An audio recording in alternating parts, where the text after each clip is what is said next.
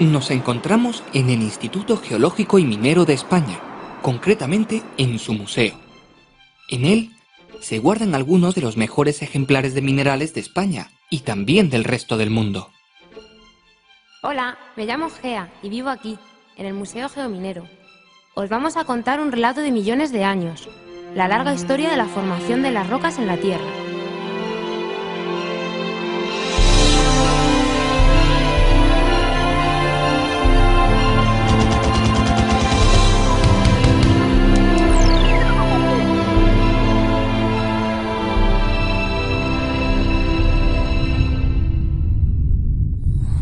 Los minerales son los componentes básicos no solo de nuestro planeta, sino también del resto de planetas y asteroides que se encuentran en el universo. ¿Pero qué es un mineral? Podemos definir mineral como un elemento o compuesto químico que tiene estructura cristalina y que se ha formado como resultado de procesos naturales. Los minerales se agregan unos a otros para generar los cuerpos sólidos que conocemos como rocas. Los minerales que forman las rocas pueden ser diferentes, aunque algunas rocas tienen solo minerales de un mismo tipo. En la superficie de la Tierra podemos encontrar una gran variedad de rocas, muy diferentes entre ellas en función de qué procesos geológicos han intervenido en su formación. ¿Pero podemos agruparlas de alguna forma? En términos generales, la mayoría de las rocas se pueden incluir dentro de tres grandes categorías. Por una parte, las rocas sedimentarias, que se forman en la superficie terrestre. Por otra parte, las generadas en el interior de la Tierra, que son las rocas ígneas, formadas al enfriarse un magma. Y por último, las rocas metamórficas, que son el resultado de la transformación de cualquier otro tipo de rocas. ¡Ah! Así que las rocas se mueven, pero muy despacio, ¿cómo lo hacen? Para comprender cómo las rocas pueden moverse y transformarse unas en otras, tenemos que considerar la estructura de la parte más externa del planeta, es decir, la litosfera, formada por la corteza y la parte superior del manto terrestre, la astenosfera. Esta litosfera no es continua, sino que se encuentra fragmentada en diferentes placas, colocadas sobre la superficie del planeta a modo de un enorme puzzle. Las placas se regeneran constantemente, es decir, tienen zonas donde se produce litosfera, mientras que en el extremo opuesto las placas se destruyen.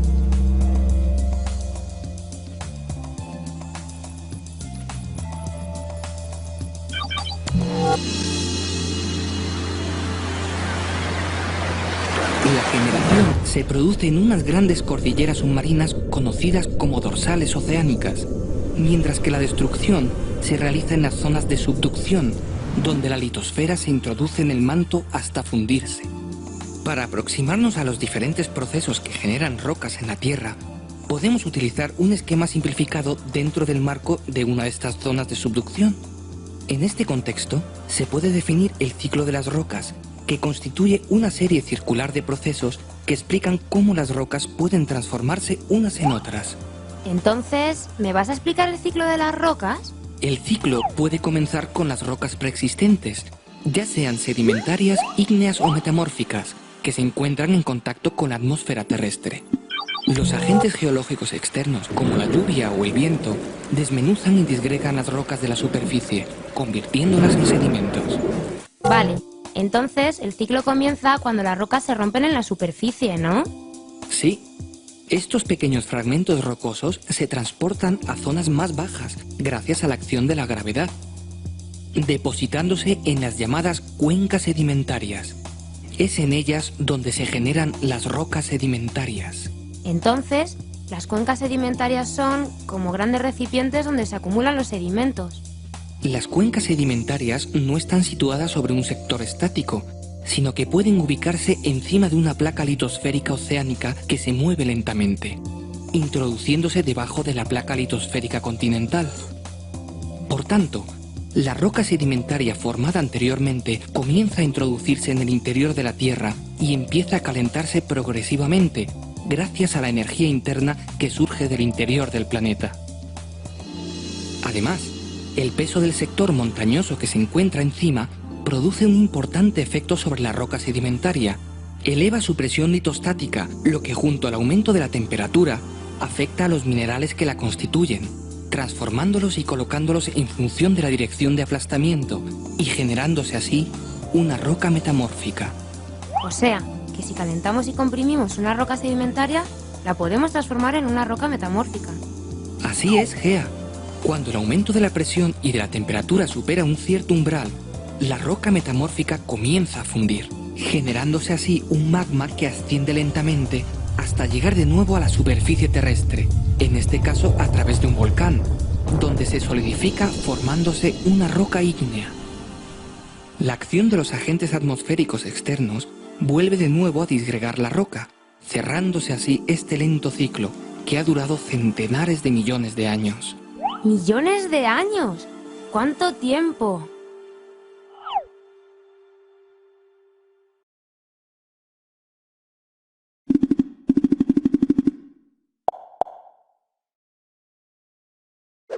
A mí me gustaría saber algo más de las rocas. ¿Me puedes contar cuántos tipos hay de rocas sedimentarias? Las rocas sedimentarias se forman en la superficie de la corteza terrestre y pueden ser de tres tipos: detríticas, químicas y orgánicas. Las rocas sedimentarias detríticas se forman a partir de procesos de erosión, transporte y sedimentación de granos de minerales o de rocas, llamados clastos, que viajan desde las áreas fuentes generalmente elevadas hasta las cuencas de sedimentación que se encuentran a una menor altitud. El proceso se realiza por la acción del aire, el hielo o más comúnmente el agua, apoyado siempre por la fuerza de la gravedad. Así que es el agua el agente más importante para formar estas rocas, ¿no? Sí, el medio acuoso puede transformar clastos con tamaños muy variables, desde pequeñas partículas en suspensión hasta voluminosos bloques. La energía del agua disminuye progresivamente desde las zonas con mayor pendiente hacia las zonas más bajas, por lo que en la cuenca de sedimentación los sedimentos más gruesos alcanzan poco recorrido, depositándose cerca del continente y generando las rocas sedimentarias conocidas como conglomerados. Los sedimentos de tamaño medio avanzan algo más, formando las areniscas. Por último, las partículas más pequeñas, es decir, las arcillas, alcanzan la mayor distancia sedimentándose a gran profundidad lejos de la costa y formando las rocas sedimentarias conocidas como lutitas. Qué curioso, en las zonas más profundas solo hay lutitas. Bueno, no solamente. En estas zonas profundas pueden producirse rocas lutíticas orgánicas, ya que los organismos que viven en el mar, generalmente plancton, cuando mueren caen hacia el fondo de la cuenca, acumulándose gracias a la ausencia de oxígeno en esas zonas que evita su putrefacción. Esta materia orgánica se mezcla con los sedimentos arcillosos y posteriormente comienza a transformarse cuando la acumulación de capas sucesivas hace aumentar la temperatura de la roca, generándose así el petróleo, que puede migrar en estados más avanzados hacia rocas porosas que constituyen las rocas almacén de petróleo. ¿Y las rocas sedimentarias químicas se llaman así porque se forman en un laboratorio? No, Gea, no. Las rocas sedimentarias químicas se forman a partir de la precipitación de ciertos componentes químicos disueltos en el agua. Por tanto, a diferencia de las rocas detríticas, las partículas que constituyen una roca sedimentaria química se forman en el mismo sitio donde se forma la roca, es decir, en la cuenca de sedimentación. Por ejemplo, el yeso se forma en ciertos lugares donde el agua permanece estancada. La evaporación concentra el sulfato cálcico lo suficiente para que precipiten pequeños cristales que caen al fondo por gravedad, acumulándose así pequeñas capas que pueden dar lugar a grandes espesores si el proceso se repite varias veces. Entonces, ¿la roca sedimentaria química más abundante es el yeso? No, las más abundantes son las calizas, que se generan a partir del carbonato cálcico que se encuentra disuelto en el agua. Este compuesto químico proviene en muchos casos de la disolución previa de restos de caparazones y conchas de organismos que vivieron en ese medio acuático. La precipitación de este carbonato genera, a diferencia del yeso, cristales microscópicos pero muy abundantes que se acumulan formando una especie de barro, que puede incluir también restos de conchas y caparazones. La precipitación se produce por cambios en las condiciones físico-químicas del agua. Es decir, por variaciones en parámetros como la temperatura, la salinidad, el pH, etc.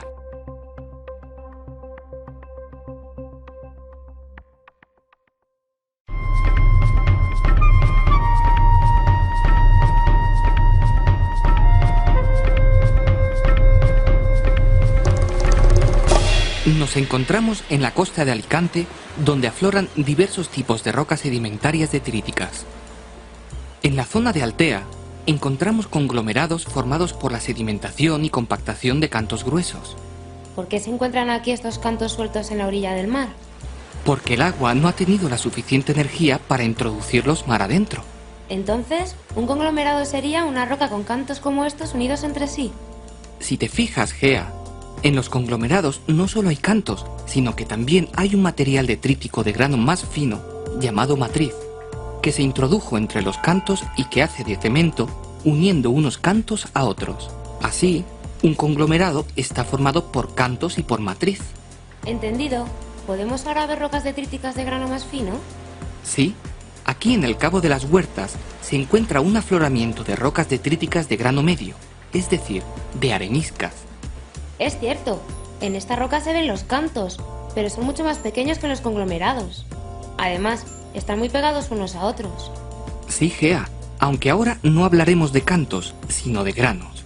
Estos granos se unen unos a otros durante los procesos de consolidación que ha sufrido la roca. El agua pasa a través de los poros que quedan entre los granos, formando minerales que van cementando unos granos con otros y así se forma la arenisca. El color de esta roca me recuerda al de la arena de la playa. Sí, es similar porque la mayoría de los granos, como en muchas playas, son de cuarzo, feldespato y calcita, todos ellos con colores claros. Volvemos ahora a Altea, donde vamos a ver el aspecto que tienen las rocas detríticas de grano más fino, es decir, las lutitas.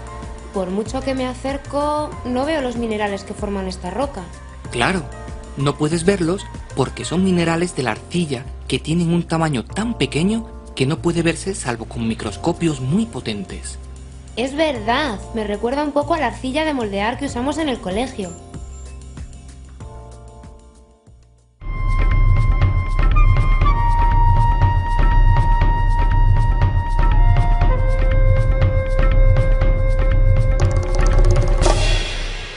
Aquí, cuando baja la marea en los acantilados de Rodiles en Asturias, encontramos un afloramiento espectacular de las rocas sedimentarias químicas más abundantes, las calizas. Parece que en este sitio las rocas se ordenan en capas.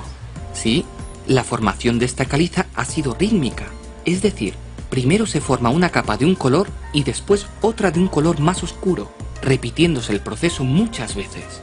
No veo los minerales que forman esta roca. ¿Es porque la roca es muy oscura? Esta roca está formada principalmente por calcita, aunque los cristales son tan pequeños que no pueden observarse a simple vista. El color de la roca no es debido al tamaño de los cristales, sino a que tiene una cierta cantidad de materia orgánica en su interior que la da ese aspecto casi negro. Además, se ven algunas cosas blancas dentro de la roca. Estas figuras que ves son secciones de conchas fosilizadas, que forman parte de la propia caliza, ya que quedaron atrapadas cuando la roca aún no estaba consolidada en el fondo del mar. Por tanto, estás viendo una caliza con restos fósiles de organismos que vivieron hace muchos millones de años. Hasta aquí hemos visto distintos tipos de rocas sedimentarias. Las detríticas, con ejemplos de conglomerados, areniscas y lutitas, y las químicas, con las calizas que acabamos de ver.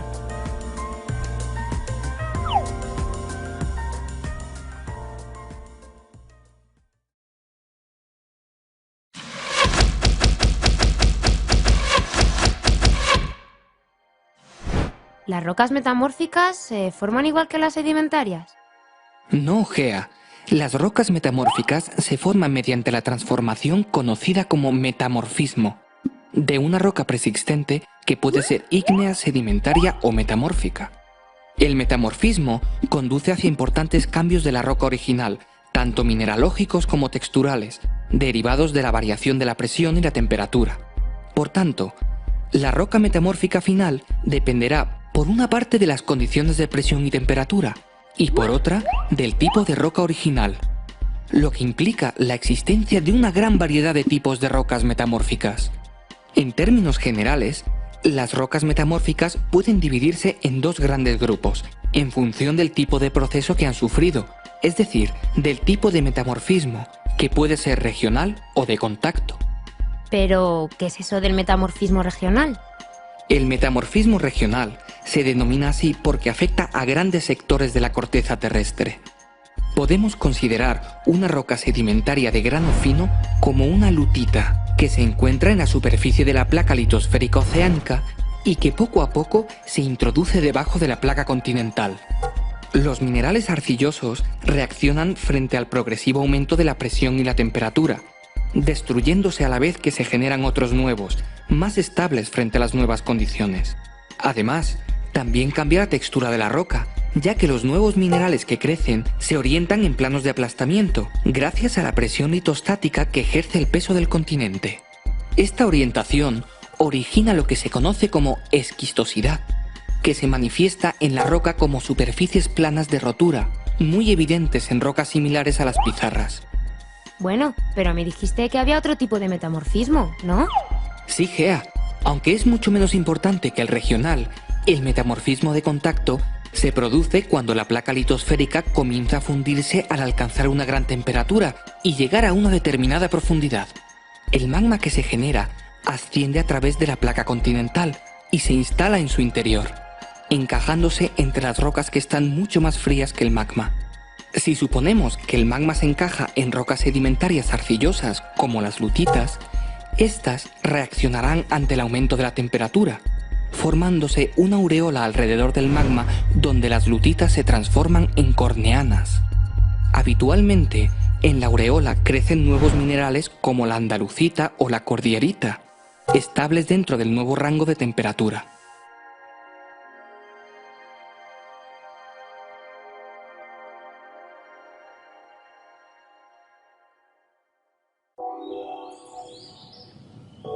Las rocas metamórficas regionales son muy abundantes y variadas en la zona norte de la Comunidad de Madrid.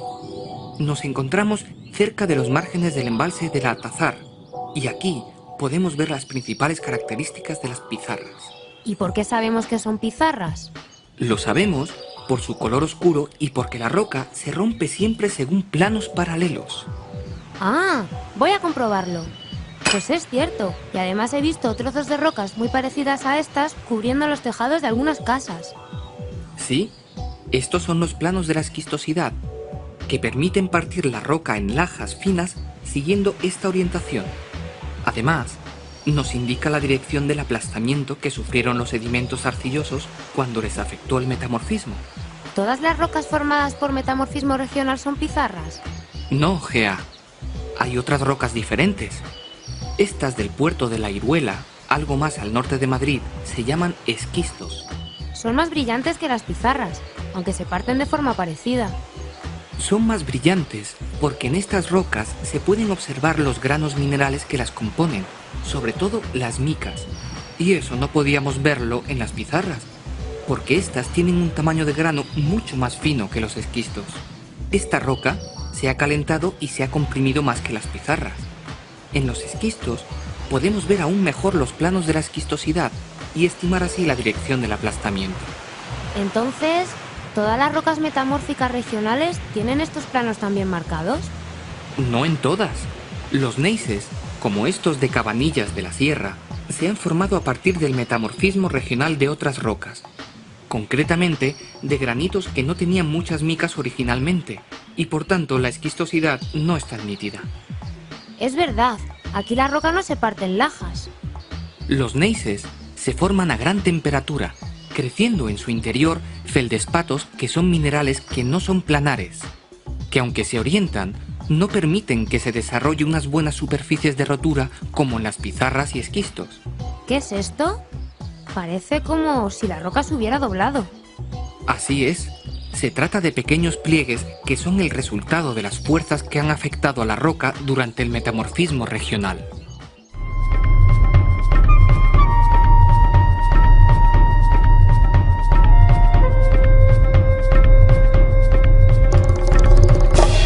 Cerca de las ruinas del castillo de Mirabel, en la provincia de Cáceres, podemos encontrar rocas formadas durante el metamorfismo de contacto, conocidas comúnmente como corneanas. Estas rocas son muy parecidas a las pizarras que vimos antes, ¿no?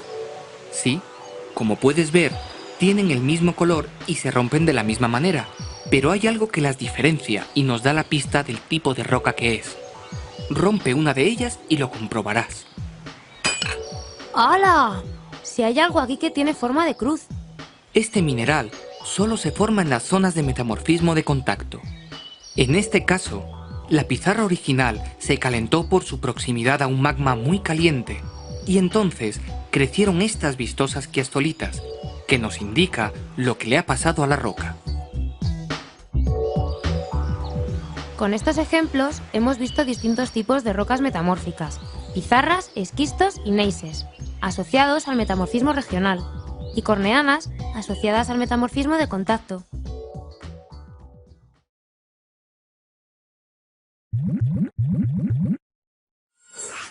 Antes me has hablado de magmas.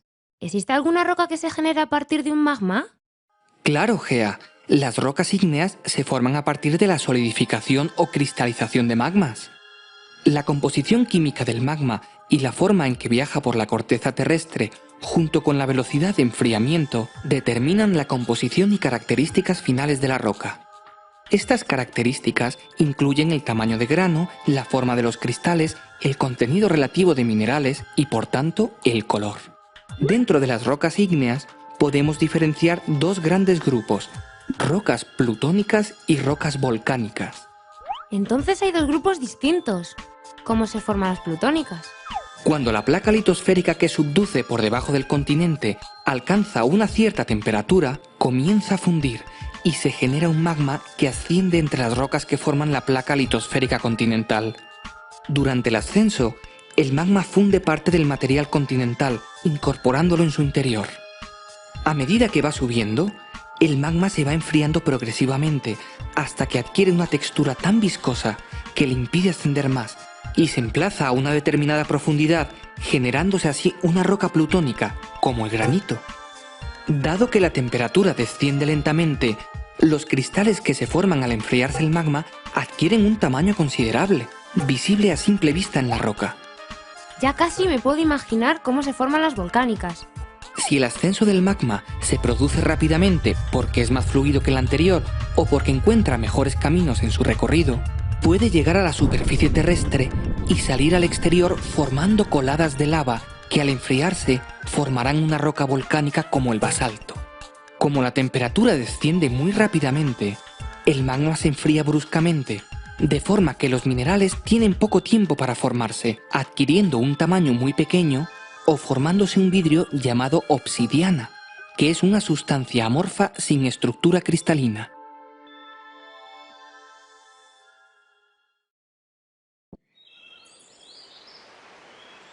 Aquí en La Pedriza, dentro del Parque Regional de la Cuenca Alta del Manzanares, al noroeste de Madrid, podemos observar un magnífico paisaje formado por granitos que son las rocas ígneas plutónicas más abundantes en España. Esta roca es bastante rugosa y parece que está formada por pequeños granos de diferentes colores. En efecto, los granos que notas al tocar la roca son distintos minerales que crecieron muy despacio cuando el magma se enfriaba lentamente en el interior de la Tierra. ¿Podemos reconocer estos minerales? Sí, si te acercas lo suficiente, podrás observar los minerales que forman el granito. Son cuarzo, feldespatos y micas. En este tipo de granito, los cristales negros son de mica biotita, los blancos son feldespatos y los grises son cuarzo. Además, parece que esta roca no se rompe siguiendo planos como en las rocas metamórficas. En efecto, el granito es muy homogéneo respecto a su fractura. Es decir, cuando se golpea se parte formando fragmentos sin una forma preferente.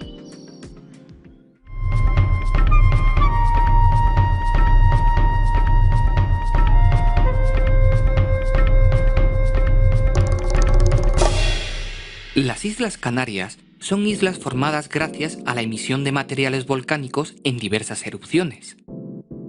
Nos encontramos en el Parque Nacional de Timanfaya, situado en la isla de Lanzarote, y aquí podemos observar la forma de los volcanes y las coladas de lava basáltica casi tal y como se quedaron después de la erupción que originó este paisaje. Parece un paisaje lunar. Apenas hay plantas. La formación del suelo necesario para que crezcan las plantas después de una erupción es un proceso muy lento que tarda miles de años en realizarse. La roca que forma este paisaje es negra, pero no parece que esté formada por minerales. Esta roca se llama basalto y es así de negra porque tiene una cierta cantidad de elementos colorantes como el hierro. Te parece que no está formada por minerales porque estos tienen un tamaño de grano muy fino, dado que no les dio tiempo a crecer porque la lava se enfrió deprisa, atrapando burbujas de gas que ahora las vemos como pequeños huecos en la roca. ¿Esa especie de cuerdas gruesas en el basalto tiene algo que ver con ese enfriamiento? Sí, cuando la lava fluye por las laderas de los volcanes, se va haciendo más viscosa al enfriarse y se forman esas formas conocidas como lavas cordadas. La dirección de las cuerdas es perpendicular a la dirección del movimiento del magma. ¿Y estas cuevas que aparecen en la roca? Se forman cuando la parte más externa de la colada basáltica se enfría en contacto con la atmósfera, pero por dentro aún sigue circulando el magma, que sigue caliente. Cuando se acaba la emisión, toda la lava se va y queda el túnel por donde circuló. Como acabáis de ver, las rocas ígneas se dividen en dos grandes grupos. Las plutónicas, representadas por los granitos, y las volcánicas, representadas por los basaltos.